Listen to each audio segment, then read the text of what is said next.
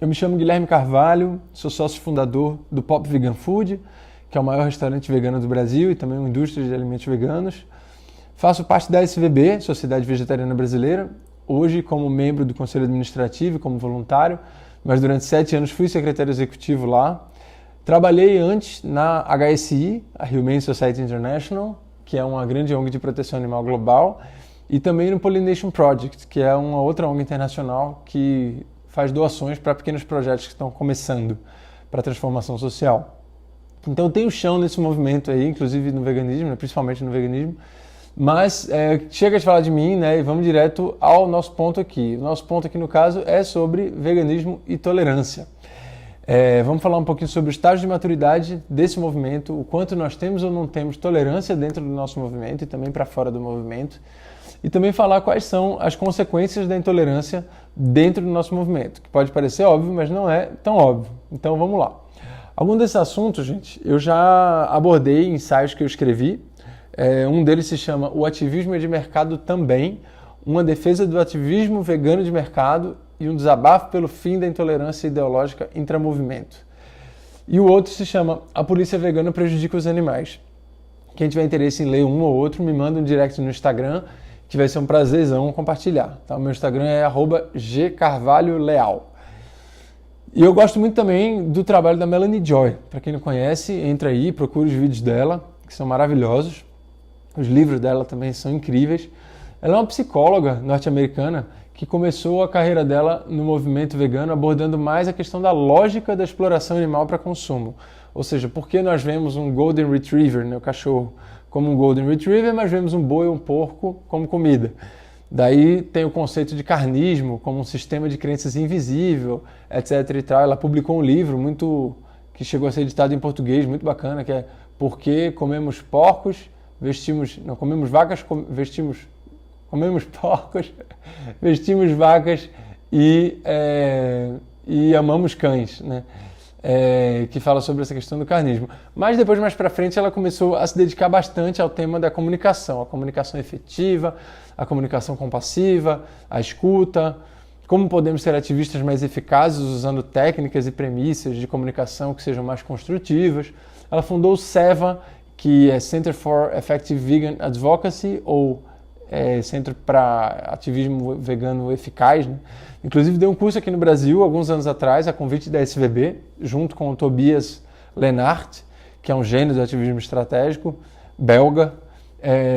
A Melanie escreveu um livro também chamado Beyond Beliefs, que é sobre justamente comunicação efetiva, né? Inclusive entre veganos e não veganos, até para casais, né? Que são, onde uma pessoa é vegana, outra não. Enfim, é muito interessante. Mas por que eu estou falando tanto da Melanie Joy, né? Bom, porque para mim ela é uma grande referência nesse assunto de tolerância versus intolerância, comunicação efetiva versus comunicação tóxica, autocompaixão, sustentabilidade emocional como ativistas, enfim, toda essa gama de assuntos que, na verdade, nada mais são do que os princípios da psicologia, também da comunicação não violenta. Alô, Marshall Rosenberg, para quem não leu, leia também, maravilhoso. Vale para tudo, vale para ativismo vegano, vale para casamento, vale para vizinho, vale para todo tipo de relações profissionais. A comunicação não violenta é uma ferramenta transformadora, e eu acho que a Melanie Joy aplica muito isso também, né? Justamente ela aplica ao contexto do nosso movimento e do nosso ativismo, né? Então, muito do que eu falo aqui, eu bebi nela, né? Eu li muita coisa dela e vi muitos vídeos dela, assistam também, tá?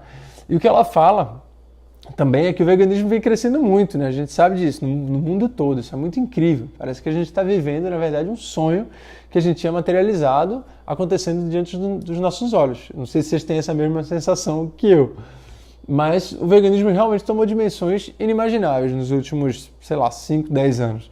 E parece que ao mesmo tempo a gente viu crescer também, paradoxalmente, um vírus, dentro do movimento, um vírus de comunicação tóxica, de intolerância, de ódio de veganos para com veganos. E como toda doença, né, ela pode matar, como toda doença não, como uma parte das doenças ela pode matar. Mas a boa notícia, pelo menos na minha visão, como ativista, estrategista há muitos anos, é que o paciente passa bem. A gente está bem diante dessa doença. A pior fase dessa doença já passou. A gente vive um momento já um pouco mais maduro desse nosso movimento. Mas continua a ser extremamente importante a gente se manter vigilante para não cair nas armadilhas psicológicas do ego, como ativistas ou como donos da verdade. Enfim, armadilhas que estão sempre aí, estarão sempre aí, mas que quanto mais a gente souber desviar delas, né, mais a gente vai conseguir surtir efeito na causa, salvar animais, propagar o veganismo, para que ele venha a ser de fato a norma na nossa sociedade, que é o que todos nós queremos. Então, vocês veem que eu falei lá atrás daquele meu artigo que eu escrevi, cujo subtítulo era a respeito da intolerância ideológica intramovimento. O que seria isso, né? Bem, em bom português é você focar no que separa e não no que une. Né? Isso é intolerância ideológica intramovimento. Então eu costumo chamar isso também um pouco de pacote de crenças. O que é isso? É um conjunto de crenças ou opiniões que são exigidas pelo círculo social, pela comunidade ou por parte dela, exigidos de que andem juntos, de que andem sempre juntos. Então, basicamente é assim, se você é a favor do partido tal, então com certeza você não pode ser vegano, né? Porque veganos nunca seriam a favor do partido tal. Ou, outro exemplo, se você é vegano de verdade, porque ainda tem essa, né? As pessoas às vezes tentam dizer, elas e não você, se você é vegano de verdade ou não. Né? Quando, em geral, a pessoa que tem a maior autoridade para dizer quem é vegano é a própria pessoa. Até porque veganismo não é um pacotão de regras, entendeu? Cada um vive o veganismo de uma forma um pouco diferente, e tá tudo bem. Mas voltando, se você é vegano de verdade, né, então diriam, né, com esse pacote de crenças também, se você é vegano de verdade, então com certeza você é anticapitalista, né, porque o sistema capitalista é um sistema de exploração, tanto dos humanos quanto dos animais, e etc, e por aí vai. Sendo que, sejamos sinceros, nenhum sistema econômico que tenha sido praticado em grande escala até hoje no planeta, teve qualquer preocupação genuína com os animais. Né? Os animais sempre estiveram no fim da fila e sempre foram explorados. Né? Então, aí tem várias outras possibilidades de pacote de crenças que as pessoas criam. Né? Então, por exemplo, se você é vegano, espera-se que você não seja, sei lá, você não seja de uma certa religião, que você não seja evangélico. Se você é vegano, espera-se que você seja contra grandes empresas, corporações e tal. Se você é vegano, espera-se que você, sei lá, seja de esquerda, né, ou seja com tal orientação. Se você é vegano, espera-se que você seja da agroecologia, contra transgênicos. Só que, para isso tudo, você tem o outro lado. Você tem as pessoas veganas que são evangélicas, as pessoas veganas que são fãs de grandes empresas, que querem trabalhar em grandes corporações, as pessoas veganas que são de direita, as pessoas veganas que são a favor dos transgênicos, enfim. Isso tudo porque é muito difícil e talvez seja, para você que está ouvindo, também esteja sendo muito difícil digerir alguma coisa, aceitar eu falar algumas coisas aqui, como se fosse permissível que a pessoa tivesse um determinado posicionamento que você julga ser imoral, e talvez eu julgue também, né? Sei lá, mas a gente esquece que a nossa sociedade é plural, tem uma imensa diversidade de pensamento. E às vezes algo que você considera um absurdo é algo que outra pessoa acredita com todas as suas forças. E aí, o que vamos fazer com essas diferenças de pensamento? Né? Vamos rachar o movimento em 2, em 3, em 5, em 10? Ou vamos focar no que nos une, no nosso vínculo sagrado, que é o fato de que todos nós despertamos para o respeito aos animais, para a insanidade institucional que acontece todos os dias nos matadouros, nas granjas e nas fazendas leiteiras. É literalmente uma escolha. Qual dos dois nós vamos escolher? Né? O que nos une ou o que nos separa? Uma outra coisa que às vezes racha o movimento é a escolha da estratégia. Né? Durante muito tempo, o nosso movimento ficou discutindo, por exemplo, não sei se você é dessa época, se você não é, sorte a sua, o nosso movimento ficou discutindo quem era abolicionista e quem era bem-estarista. E depois ainda entrou um terceiro elemento, que eram aqueles que eram a favor da redução do consumo de carne e derivados. E aí vem uma galera que disse que não, isso é um absurdo, você não pode falar em redução, você sempre precisa falar em eliminação dos produtos de origem animal, da dieta. Você também não pode falar em veganismo como sendo uma questão de saúde, ou de preocupação ambiental, ou muito menos de sabor, ou de produto, ou de experiência. Você tem que falar sempre sobre a essência do movimento e do ativismo, que são os direitos dos animais. Você tem que falar sobre os direitos dos animais, a abolição da exploração animal e tal. E isso é uma loucura, gente, porque o que importa, acima de tudo, é que todos nós estamos nessa luta tentando mudar o mundo para melhor para os animais.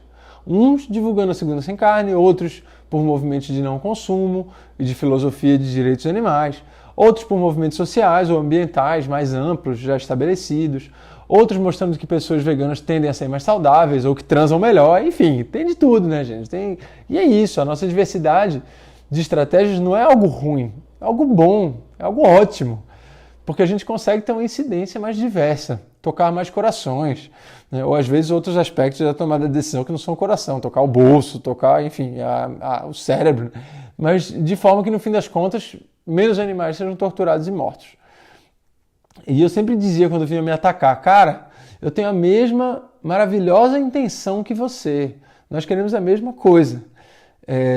Eu estou escolhendo uma estratégia, você está escolhendo outra, mas a gente tem a mesma intenção maravilhosa. Então, assim, não me julga porque eu estou escolhendo uma estratégia diferente da sua. Eu acredito que essa estratégia é boa, é a estratégia que eu quero seguir para salvar animais, sabe?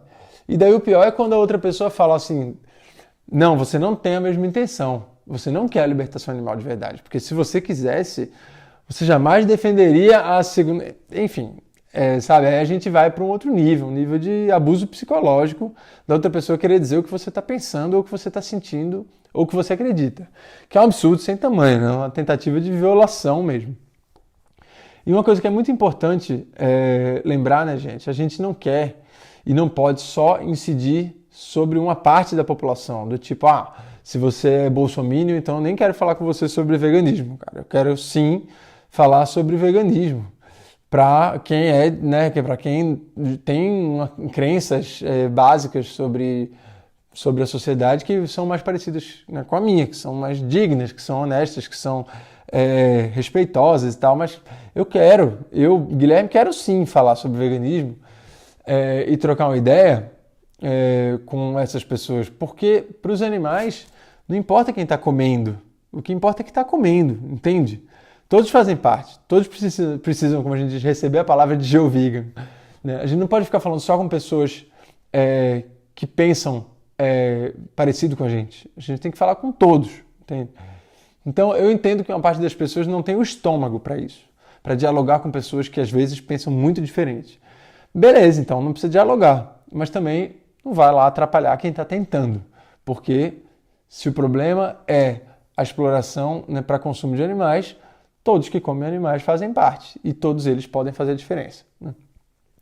Uma coisa interessante também é a gente entender que muita gente, muita mesmo, se afasta do veganismo ou até mesmo deixa de ser vegano. Por quê? Por causa justamente dessa intolerância e de pacotes de crenças. Basta você ver a Anitta, lá atrás ela disse, né? Agora eu sou vegana. Mas foi tanta cagação de regra nas redes sociais dela, parece que é tipo, eba, famosa vegana nova no pedaço, vamos ensinar para ela tudo que pode e tudo que não pode fazer.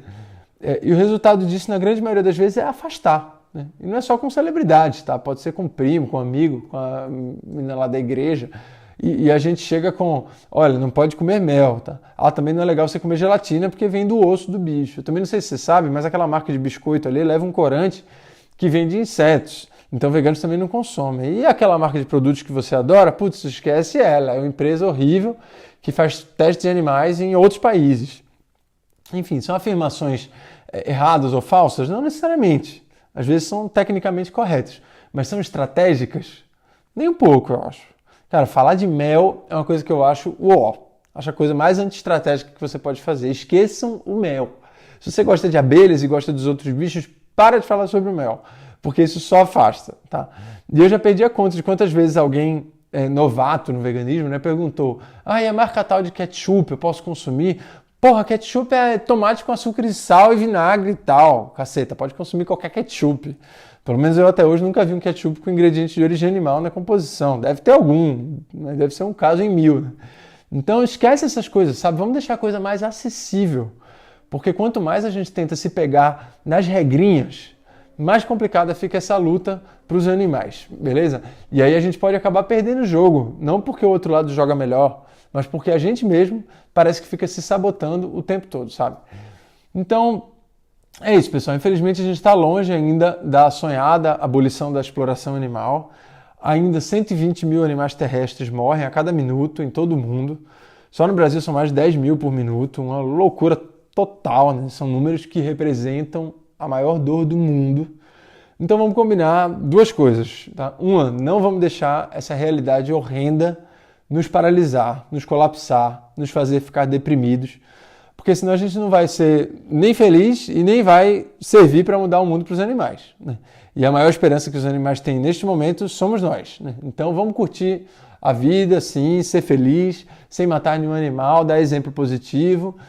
E número 2, não vamos ficar brigando quem está certo na estratégia, porque, querendo ou não, você está entrando em discordância ou briga com o irmão ali do lado, que está na mesma luta que você. Ou seja, está gastando energia você está gastando energia dentro do microcosmo, para quem já é ativista da causa, em vez de estar gastando energia no mundão lá fora. E o pior, às vezes ainda está causando um shaming, né? Um envergonhamento, algum discurso de ódio, de intolerância, impactando esse ativista, né? Gerando racha, julgando o outro e às vezes até gerando perda de ativistas, porque tem muita gente que percebe que sua saúde mental está em jogo e sai fora. Tem mesmo, já vi muito, tá? Então, é o famoso faz o teu, né? Se você quer empreender, manda ver e conta comigo, porque tenho alguma experiência nisso. Se você quer pressionar empresas para melhorarem suas práticas ou seus produtos, manda ver. Se você curte um ativismo de rua, de educar as pessoas na rua, ou em eventos e tal, excelente. Né, dar palestras, enfim. Se você transita entre os ricos, vai lá, leva uma comida bem chique, deliciosa para eles provarem, vai no restaurante vegano mais caro. Se você tem uma pegada de dialogar já com outros grupos, com movimentos sociais, aquela coisa, movimento de base, a galera que está na luta, já socialmente engajada em outras causas, maravilhoso. Precisamos então promover ali a interseccionalidade, né, de levar o veganismo. É o que eu brinco, a palavra de geovegan é necessária em todos os ambientes, né? Então vamos somar em vez de diminuir. Como diz a música do Nat Roots, se não der para adiantar, te atrasar não vou, se não der para melhorar, piorar não vou, não der para somar, vou multiplicar, vou dividir, diminuir jamais. Então fica com essa ideia aí, vamos fortalecer o nosso movimento, fortalecer os outros ativistas, independente das estratégias serem diferentes das nossas, todos estamos aqui pela mesma ótima causa, pela mesma causa nobre, maravilhosa, temos esse vínculo sagrado, como eu disse, que a gente não pode esquecer jamais, né? O outro ativista vegano, por mais que ele tenha uma visão diferente da minha, por mais que eu discorde em várias coisas dele, sobre visão de mundo, sobre diversos assuntos, cara, se ele escolheu abraçar o veganismo na vida dele, né, ou ser o mais vegano possível, ou ser, né, totalmente vegano, enfim, ele despertou, ou ele está despertando, ele tem já né, esse vínculo sagrado com você, né? Vocês são parte do mesmo movimento e é muito triste que a gente acabe se separando, se dividindo né, por outras divergências, ou seja, mais uma vez, deixando os animais em último plano, né? Então, quer dizer, vamos focar no que separa, não vamos focar nos animais, né? Então, é isso, tá? Essa era a minha contribuição aqui. Espero ter trazido reflexões úteis. Por favor, se você não conhece o Pop Vegan Food, que é a nossa empresa, é um negócio social que existe para mudar a realidade dos animais, existe para mostrar que comida vegana pode ser deliciosa e acessível. Então, essa é a nossa estratégia, né? Falando em diversidade de estratégia, a nossa estratégia é conquistar pela boca, pelo bolso, né? E daí a pessoa poder talvez se abrir para uma série de outros assuntos e motivos aí, né, que estão por trás do veganismo. Segue aí, @popveganfood. O meu Instagram, como eu falei, @gcarvalholeal, de Guilherme Carvalho Leal. Vou ficar muito feliz de receber qualquer comentário aí, nem que seja assim: Gui, vi lá sua palestra, né? Achei uma bosta, tudo bem, vai lá e fala, eu vou ficar feliz mesmo assim, porque eu vou saber que você assistiu. Tá bom? E é isso, um beijo e até mais.